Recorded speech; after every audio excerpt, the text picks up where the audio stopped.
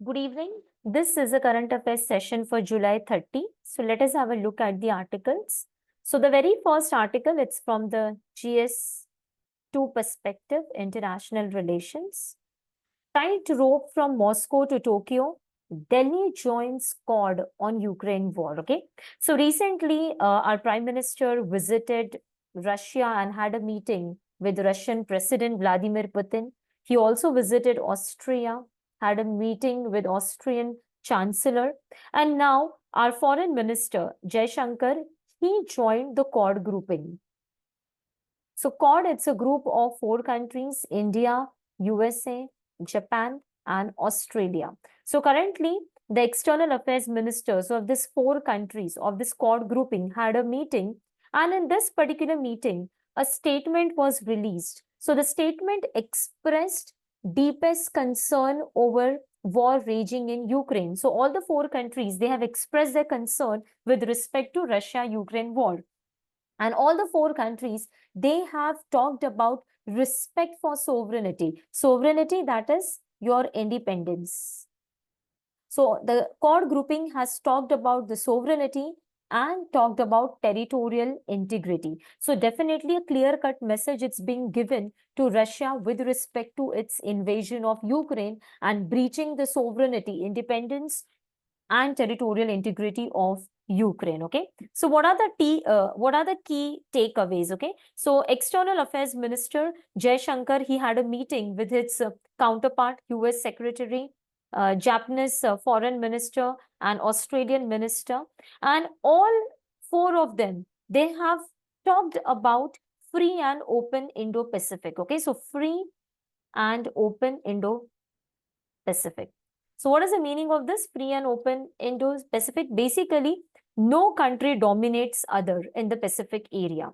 And when we talk about this Quad grouping, so Quad grouping, these 4 countries have united against their one common aggressor, and that country is China. So these 4 countries, they have formed this group against China. So China's aggressive behavior in this Indo-Pacific region is basically the main cause of concern.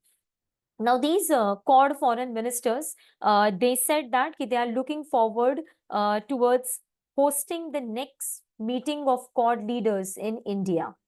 So possibly that the next meeting of the Quad leaders will be in India, and the next Quad foreign ministers meeting will be in USA. So in 2025, the Quad foreign ministers will be meeting in USA, and Quad leaders, that is the presidents and prime ministers, they will be having the next meeting that will be in India.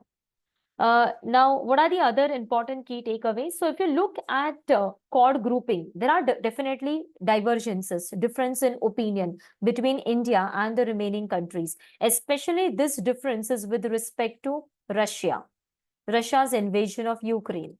And the second important thing is about the Panun assassination plot. So, Panun assassination plot, it's with respect to the assassination of Sikh extremists. So this issue is highlighted, that is India had an hand in the assassination of a Sikh leader. His surname was Panun, so that is being mentioned. So there were differences of opinion between India and all these Quad countries, but now they have all come together on one note, at least against their common enemy, and the common enemy is China. Okay. When we talk about Quad, it's an informal strategic dialogue group between India, USA, Japan, and Australia. 4 nations, they share a common objective to ensure and support free, open, and prosperous Indo-Pacific region. Okay, unlike Quad, this they do not include any collective defense. So basically, sorry, unlike NATO. Now we know that NATO organization, it's a collective defense organization. Collective defense organization means that attack on one country of NATO means that it's an attack on entire NATO. An entire NATO organization will target that particular country. So NATO has 32 members. For example, if one member country, say Italy, is being attacked, so they will not consider it's an attack on Italy. They will consider that this is an attack on entire NATO. And collectively, they will fight against that opponent. Okay. CORD is not such an organization. CORD is just an informal discussion, strategic dialogue group, which talks about free, open, and progressive Indo-Pacific region. Okay, so that's it about this particular article. We can try one question. So consider the following countries. Both the countries are the members of the Commonwealth countries. So basically, Commonwealth, British had many colonies. Eventually, they gave freedom to all those colonies. Okay, so all those colonies today are a member of a grouping which is called as British Commonwealth. So British Commonwealth are nothing but the former British colonies. Former British colonies. So जो भी countries Britain के colonies थे, they are a part of, like, it is not a compulsory thing. It's a it depends upon the willingness of that country whether they want to be a part of this or not. So India is a part of this British Commonwealth. Okay. The next is both are the members of a CORD regional grouping. So CORD का grouping है, तो South Africa is not a member of CORD. So just cancel South Africa. Okay. When I talk about Commonwealth, Japan is not a part of British Commonwealth. Even US is not a part of British Commonwealth. Okay.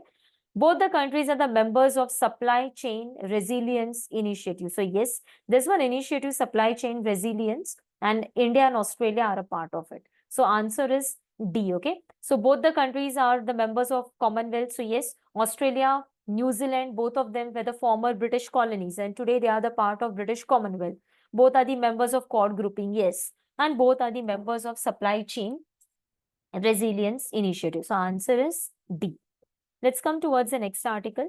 As Supreme Court courtrooms turn into Lok Adalat, speedy justice and quick wit. Okay.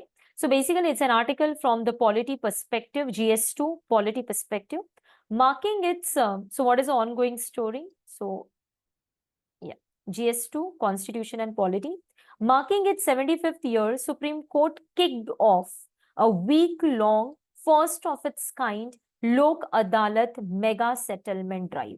So what do you mean by Lok Adalat? Lok, people, people's court. So basically, when I talk about it, is a speedy, inexpensive way of settling your disputes. Okay. And this is not like a formal judicial trial. This is not a formal judicial trial. Basically, there are social workers, there are judicial members, and you are having a formal discussion and you are settling your dispute. And in this way, in a speedy manner, you can settle your case. Okay. So Supreme Court, marking its 75th year, they are organizing this big Lok Adalat mega settlement drive. Now, we all know that many cases are pending in India. So it is said that if in a such a manner, if the cases are settled in a speedy manner, we can reduce the pendency of the cases in India. Okay. So as a part of which, in the next 4 days, nearly 6,700 cases will be heard and disposed quickly. Okay. These cases will be taken up in the post-lunch period in the 7 courtrooms of the Supreme Court. Okay. So what is this Lok Adalat? As I mentioned, it's a people's court. It's a way of settling your disputes in a speedy manner, in an inexpensive manner. Basically, no fees, no court fees is charged. No fees is charged. Second thing, there are no hard and fast rules and regulations like you have in the Evidence Act. So no hard and fast such rules and regulations are there. Third thing, you can have a formal discussion with the judges, which is not allowed in the proper court trial. Okay. And the next important thing is that the cases are not non-appealable. Non-appealable, that is, whatever is the judgment of the Lok Adalat, you have to accept it. It is like a mediation. Up settle kar rahe ho. The two parties are settling their cases. So here there is no chance of appeal. Whatever is the judgment of the Lok Adalat, it is binding. You have to listen to it. In case अगर आपको लोक अदालत का judgement मान्य नहीं है, then what is the option? Then the option is that you have to start your case fresh. Fresh मतलब आपको district court, high court, supreme court, fresh manner में you have to start your court. But then it's a very big task. So people think that because if you go to district court and all, it will take years and years to settle your judgment. So people think that it's better, let us solve our case in the Lok Adalat. Okay, so that is the basic idea of Lok Adalat.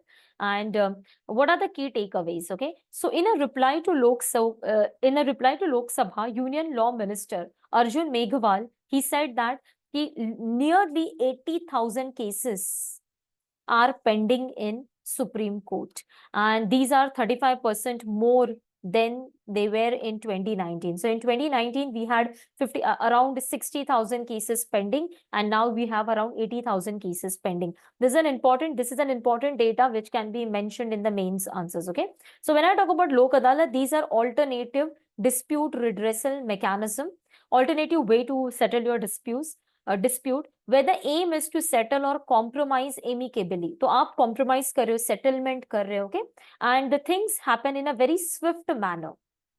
And most important, आपका cost कम हो जाता है, and you get the justice in a speedy manner and in an inexpensive manner.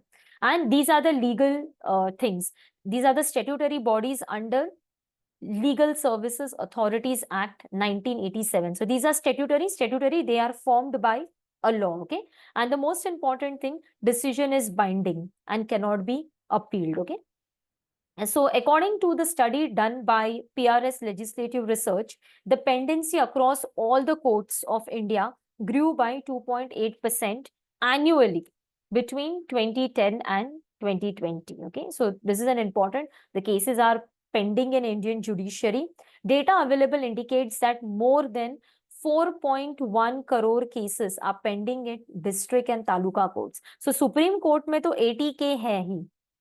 But if you look at the district level and all, around 4 crore cases are pending, and 59 lakh cases are pending in different high courts. So if you look at the scenario of the pendency of cases, it is said that Lok Adalat is the best remedy. So that should be promoted in India as an alternative way of settling the dispute. Okay, let's try a question which is the PYQ. So with reference to Lok Adalats, which of the following statement is correct? Okay, Lok Adalat have the jurisdiction to settle the matter at pre-litigative stage and not those matters pending before the court. Now this is an incorrect statement. So see here, if you have not taken your case to any court, so that is it is called as pre-litigative. Pre-litigative fresh case hai. You have not approached any court. So definitely you have an option, you can go to Lok Adalat. That is fine. Suppose I have filed a case. मेरा case है district court में. But district court में कोई judgment ही नहीं आ रहा है. They are not giving any judgment. They are giving just dates and I am fed up. Then what I can do? I can in between also go to the Lok Adalat. So this statement is incorrect. Okay, so what does the statement say? Lok Adalat have the jurisdiction to settle the matter at the pre-litigative stage. This is correct. And not those pending before any court. That is incorrect. So any matter, even if it is pending in any court, you can get it solved by Lok Adalat. And अगर आपने इसका fees भरा है, तो आपको refund भी मिलेगा. You can get the refund as well. Okay. Next is Lok Adalat can deal with the matters which are civil and not criminal. This is again false. Lok Adalat, they can handle both civil matter also and criminal matters also. Okay, but then there are certain criterias. Okay, criminal matters, not like that sentence wala and all. The limited ones, robbery and all, that can be handled. Okay, then the next is like murder and all such type of cases not allowed. They have kept certain restrictions, but yes, criminal cases up to a certain limit are allowed to be solved by the Lok Adalats. Then the next is every Lok Adalat consists of serving or retired judicial officers only. So ये गलत है, because even the social workers, administrators, the retired administrators and all, even they can be a part of this Lok Adalat. Okay. So ये गलत है. So what is the answer? None of the statement given is correct. So D is the answer. I hope this is clear. Let's move towards the next article. So needed guardrails. So what is this article? So this article, it's from the perspective of Indian economy and government policies and interventions. This is GS2, Indian economy GS3. Okay. So last week, 9-judge constitution bench of the Supreme Court gave a ruling on the matter which is pending in the court for quarter of a century, and this is going to have a wide implication on the federal polity. So what is this particular thing? Okay, now basically the judgment that has been come, it is related to the mining. So this is related to the mining. So what are the key takeaways? As a direct consequence of this judgment, Mineral Area Development Authority versus Steel Authority of India. So the judgment is this one, Mineral Area Authority, Development Authority versus Steel Authority of India. Okay. So what is the judgment? The judgment is that state governments in India can generate additional revenue from the mining activities as well as from the land used to conduct these activities. Okay. So if a state government leases the land to a particular corporate to do the exploration and do the mining, so state can generate revenue from it. Okay. So the last judgment, जो last judgment आया था Supreme Court का, it was in 1989. That judgment is famous judgment, India Cement Limited versus State of Tamil Nadu. Here Supreme Court gave a judgment that royalty, so royalty which is paid by the corporate to the state, it is a tax, and state only have the power to collect the royalties, not to impose taxes on the mining activity. तो basically supreme Court ने उस time पे कहा था कि जो royalty है वो एक टैक्स है, and जो state government and tax on mining is not allowed to be collected by the state government. ये पहला सुप्रीम कोर्ट ने जजमेंट दिया था, but now the judgment has come and Supreme Court has changed its own judgment, and Supreme Court ने कहा no, state have the right to collect this royalty. Royalty is not a tax and state can get the money from the mining activity. So that's it you need to understand from this overall thing. So basically from now onwards, state governments can generate additional revenue from the mining activity, and whatever land is being given to the corporates to conduct the mining activity, उसके ऊपर से state government पैसा कमा सकती है. Okay. Now, if you talk about what are the different entries with respect to mining activity, तो एक है entry number 50. This is in the state list of the 7th schedule. So this particular entry gives the state exclusive power to make laws related to taxing on mineral rights subject to any limitation imposed by the parliament by law. Okay, तो state government के पास right है to make a law on mining rights. हाँ, definitely parliament can impose certain restrictions, but then they are allowed. Okay. So what restrictions are imposed by the parliament? तो state law बना सकती है on minor minerals. तो basically minerals are classified into minor and major.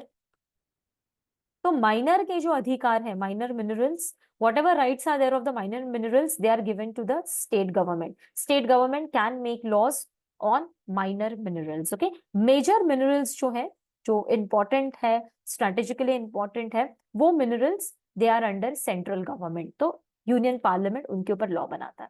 ठीक है. Then there is one more entry, that is entry number 54 of the union list, which gives center the power over regulation of mines and mineral development. Okay, so center के पास power है with respect to development and regulation of mines, and state can make laws on the mining rights provided that parliament कुछ guidelines देता है. तो what are the guidelines given by parliament? Minor minerals है state law बनाओ, major minerals है center बनाएगा. Okay, so there is a central law, Mines and Mineral Development and Regulation Act 1957. So this particular act requires that those who obtain leases to conduct mining activity to pay royalty in respect of any mineral removed. Okay, तो अगर कोई block है, इसको auction किया है, किसी private company को दिया है टू डू द माइनिंग, तो आपको जो भी प्रॉफिट होता है उसका रॉयल्टी आपको देना है to the respective state. Okay, so that is there. तो सुप्रीम कोर्ट ने कहा है कि royalty is not a tax, so definitely state का पूरा अधिकार है इस रॉयल्टी के ऊपर. Okay, so royalty refers to the fee paid to the owner of the product.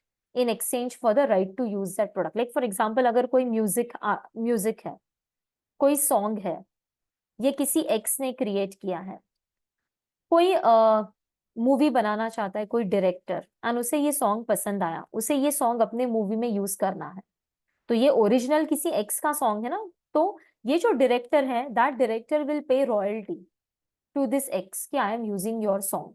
तो सिमिलरली यहाँ पे भी वही है कि लैंड तो स्टेट का है ना, स्टेट किसी प्राइवेट फर्म को अधिकार दे रही है that you do the mining activity, so in return the company has to pay the royalty to the state. So Supreme Court said that yes, the royalty can be given to the state and state can earn money out of it. Okay, let's try one question. ये UPSC, this is a question from preliminary examination 2019. Okay, so with reference to the management of minor minerals in India, so very first one, sand is a minor mineral according to the prevailing law in the country. So yes, sand ये minor mineral है, ये correct है. Okay, so if you look at the options, तो 1 and 3 and 1, 2 and 3 ये दो will be the possible options. Now if you look at the options, इससे हमें एक चीज पता चलती है कि 3 तो definitely correct है ना? So this is correct. State government have the power to frame rules to prevent illegal mining of minor minerals. Definitely minor minerals के सारे laws, अधिकार law बनाने के किसको दिए गए हैं? It has been given to the state. So state have the power to frame rules to prevent illegal mining of minor minerals. Let's come to the statement number 2. State government have the power to grant mining leases of minor minerals, but the power regarding the formation of rules related to grant of minor minerals lies with the central government. So no. Remember that just now, as I mentioned, that all the powers related to the minor minerals, they are being given to the state government. So this statement number 2 is wrong. Anything related to minor minerals lies with the state, not with the center. So your answer is 1 and 3 only. Okay, so answer is 1 and 3 only.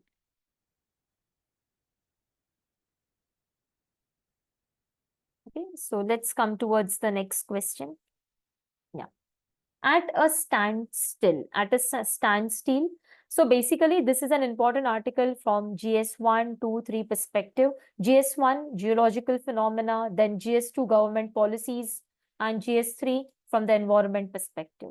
For more than 15 years now, Indian cities have been failing the monsoon test. Okay, so we are seeing that every year monsoon happens and many cities get flooded. So like if you look at Delhi, have been submerged on more than one day. Guwahati, capital of Assam, it is facing floods. Then in Maharashtra, Pune, Mumbai. So all the major cities of India are facing this problem of flooding and everything is coming to standstill. Okay. Now, what are the key takeaways from this article? All these cities have a distinct geographical features. However, at least 3 things are common to their woos. Okay, तो सबका अलग-अलग geographical features है. But there are 3 things which are common in these 3 particular cities. The very first thing which is common is outdated drainage system. So basically the drainage system in all these cities are not up to the mark. जरा सा बारिश नहीं होता है तो it results into flooding. So basically the drainage system cannot handle the stress. Okay, so this is a failure of planning. So that is the first issue. Okay, the second important thing, it is mentioned that planning that does not account for the local hydrology. So in all the 3 in all these cities, planning is not in sync with the local hydrology, and as a result we are seeing that thoda sa bhi barish ho jata hai, the little rain results into flooding. Okay, so that is being there. And the next important thing, yeah, a planning that does not, yes. Maximum casualties are caused by overflowing nalas, incidents of wall and building collapse. Okay, so the nalas and all, the gutters are not being properly cleaned. So that is also resulting into chalk up and all and overflowing. And the next thing, so that these are the 3 things which are being mentioned: outdated drainage system, then planning is not up to the mark, and maximum casualties which are caused by the overflowing nalas and all. I remember one incident which happened in Mumbai. Mumbai mein, I guess in 2020 या 2021 में there was a very heavy rainfall and BMC, Briha Mumbai Municipal Corporation, इन लोग they do the cleaning of the nalas and the gutters. तो जो manholes होते हैं, ये potholes, manholes जो ढक्कन होता है गटर का, तो उन्होंने गटर का ढक्कन निकाला, the lid was taken out and they did the cleaning, but उन्होंने ढक्कन लगाना भूल गए एंड बहुत बारिश आ गई, एवरीवेयर इट वाज फ्लडिंग। तो जेजे हॉस्पिटल, ये एक फेमस हॉस्पिटल है बॉम्बे का, यहाँ के एक फेमस डॉक्टर गैस्ट्रोएंट्रोलॉजिस्ट, ये इंडिया के फेमस गैस्ट्रोएंट्रोलॉजिस्ट हैं, ये this person he from the hospital he was driving to his home, okay, so he reached Prabha Devi का area, he used to stay in Dadar. तो प्रभा देवी का एरिया में ये पहुंचे and then he realise that कि everywhere there was water and car could not go ahead. So what he did, he kept his car there itself and he decided it's better, I'll walk and I'll go to my home. So he started walking and this person was like gayab in the sense, as I mentioned that कि ये जो pothole, manhole था, that was removed, the lid was removed and it was not kept. So this person, he fell in this lid and इतना heavy rainfall था that he died and his body was directly flushed out and found in a nala in Bandra. So that is the very sorry state of infrastructure in this major cities. So that is being mentioned over here, and we all know that ki climate change, it is now well known that ki because of climate change the intensity of these events is increasing. So we need to have a look over the planning system and we need to incorporate a mechanism to make our cities climate resilient, and we need to work on all these things, okay. So that is being mentioned over here, that flood related damage can be reduced if there is an early alert system. Like if you look at Buenos Aires, so here they have installed sensors. So whenever there is a flooding and all, immediately the notice is being sent to all the citizens and all. So even India needs such solutions. So both natural solution also and technological solution is required if we want to deal with these issues, okay. So that is being highlighted over here. The next article is with respect to digitalization.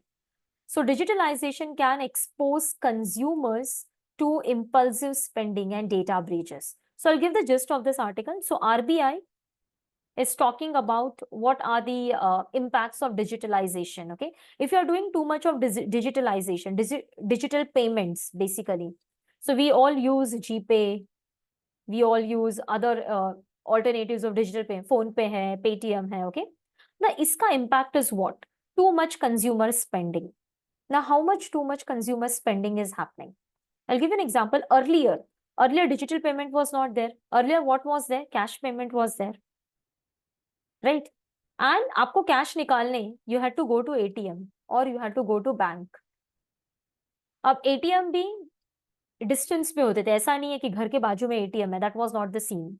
तो what you used to do, if and limits होते हैं ATM पे, withdrawal पे भी, महीने में if you are withdrawing for more than 5 times और 3 times आपको चार्जेस लगते हैं। So what you used to do, you used to take out money, मैंने निकाले 10,000 and I used to spend them wisely, because I know that कि अगर ये 10,000 खत्म हो गया, I have to again go to ATM, withdraw money, and अगर मेरा लिमिट एक्सीड हो गया तो I have to pay money for too much withdrawal also, right? So consumer spending was limited, but now that is not the scene. अभी क्या है, आप सीधा GPay कर रहे हो, तो you are spending recklessly. So that is being noticed over here, because now there is no issue only, na? You don't have to go to ATM and you have to withdraw cash and then आप spend करोगे. That is not the scenario now. Now you have a money in your GPay, via phone pay, you can easily do the payment. So that has resulted into what? Into more and more consumer spending. But इसका impact क्या हो सकता है? This can result into inflation. Because if the demand is more and supply is less, then this can result into inflation. So that is being mentioned over here. The second important thing, jitna digitalization will happen, there is a possibility of data breach, there is a possibility of financial frauds as well. Data breach, the more and more you are doing digital payment and your footprints are being created, your shopping history is being created, and that can result into leak of your information and financial fraud. So that is being mentioned over here. The more and more digitalization can expose consumer to more and more spending, which can result into more and more inflation, and it can lead to financial frauds, data leak. And you know that in today's world, data is the asset. So that is being highlighted over here, okay? One more thing for your information, RBI has joined the Project Nexus. So Project Nexus is basically a project where we are connecting our UPI with the local payment apps of 4 countries, that is Malaysia, Philippines, Singapore, and Indonesia, okay? So RBI has joined Project Nexus, where you are linking your domestic payment system with the fast payment system of the other countries. Which countries? Malaysia, Philippines, Singapore, and sorry, I mentioned Thailand. Sorry, it is not Thailand. It is sorry, it is not Indonesia. It is Thailand. Okay, please remember. So MTS, Malaysia, Thailand, Singapore, and P, Philippines. Okay, PMTS you can remember. So with these 4 countries, we have signed this Project Nexus: Philippines, Malaysia, Thailand, and Singapore, PMTS. Okay. So it's an important project. Now, isse kya hoga? Isse the basically, if we are like local app, with the local app, you can do transactions with the uh, with with these countries. Okay. So basically, आपका trade easy हो जाएगा. Import export will be easy. Remittances can be easily sent. Okay. So that is being mentioned in this article. Let's come to the next article. Why Israel-Hezbollah conflict is heating up. Okay. So from the GS2 perspective, international relations. So a deadly rocket strike in Israel-occupied Golan Heights had added concern that Israel and Iran had added concerns to Israel that Iran-backed Lebanese group Hezbollah could get into full war. Okay, so Hezbollah. So as of now, we all are aware that the Israel-Palestine war is going on, and this war initiated because of the Hamas attack. Okay, Hamas is the group which is specific. It's a Palestinian military group. But now one more group is getting involved into this war, and that is Hezbollah. Hezbollah ये Lebanon का group है, which is backed by Iran. Okay, so that is being mentioned over here, and it is an ally of Hamas. So Hezbollah has begun its firing with Israel. Okay, Hezbollah, it's an ally of Hamas. It basically it supports Palestine. Okay, and the war, and it is said that if Hezbollah is entering in a full-fledged manner, so further this conflict will be heated up, and it will have a wide implications. Okay, so that is being mentioned over here. Hezbollah has repeatedly said that it will not halt its attack on Israel until a ceasefire in Gaza comes to enforce. Okay, so जब तक Gaza में Israel ceasefire नहीं करता है, firing stop नहीं करता है, Hezbollah will continue to fire. So that is being mentioned over here. Okay. Now there was a question. The two-state solution, sometimes in news, it is in context with which? So the answer is Israel. So two-state solution, Israel and Palestine. Okay. So that is being mentioned over here. Okay. So the article talks about this only. Ki Israel has long viewed Hezbollah as the biggest threat at its border. Hezbollah, it's mainly ye Lebanon, Syria, us area mein hai. Okay. And it is backed by Iran. Fine. Then the next important thing, yeah, and the question, two-state solution. So two-state solution is with respect to Israel. Okay. So that's it for today. So these are the important articles for 30th July. Thank you.